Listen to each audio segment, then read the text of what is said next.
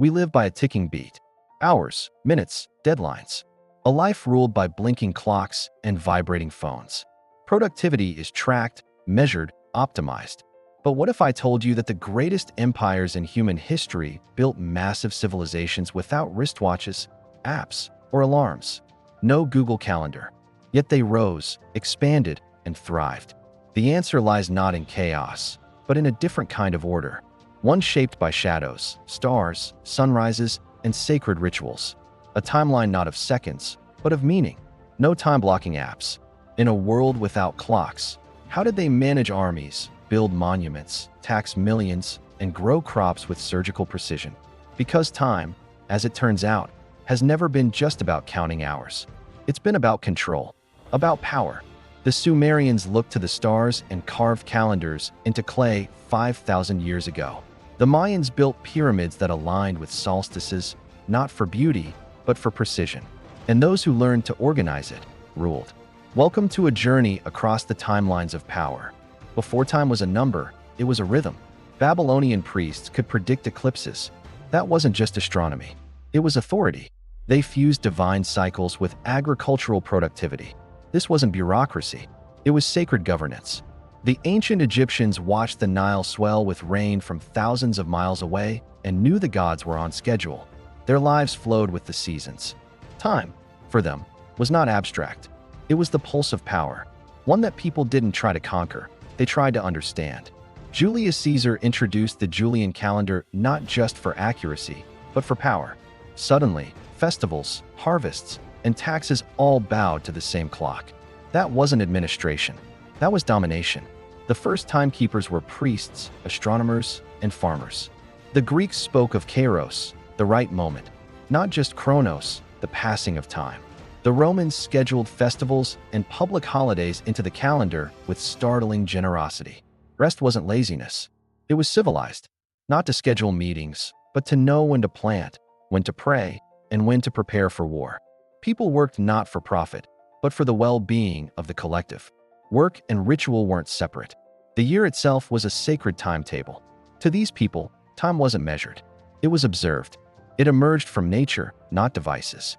And productivity? It was about alignment. With seasons, with stars, with society. Colonial time replaced sacred time. The Gregorian calendar wiped out lunar systems and seasonal rhythms. Emperors were expected to sync their reign with the heavens.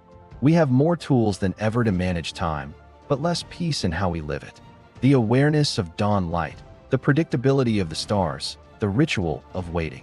Maybe the sun outside your window is still a better clock than your screen. A single mistimed ritual could be interpreted as a celestial warning. In ancient China, time was cosmic. And maybe, just maybe, the ancients weren't behind us. They were ahead. Share it with someone whose hours are burning too fast. Subscribe for more stories that awaken the past and shape your future. And yet, this wasn't chaos. It was a profound order built into the universe. Now, time gets serious. Empires learned that whoever controlled the calendar controlled the people. Rome didn't just conquer land, it conquered time.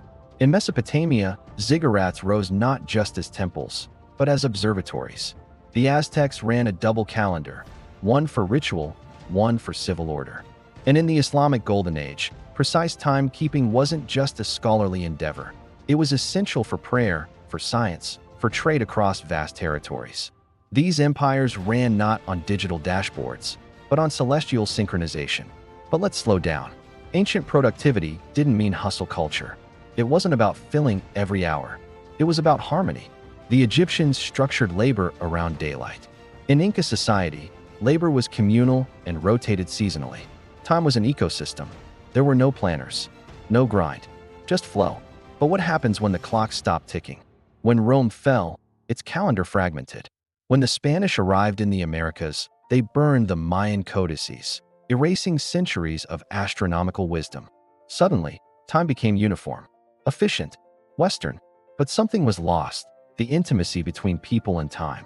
We buried whole systems of knowledge under concrete schedules, and with them, a different kind of wisdom. That time is not something to dominate, but something to dance with. Today, we live with smartwatches, but we feel out of sync.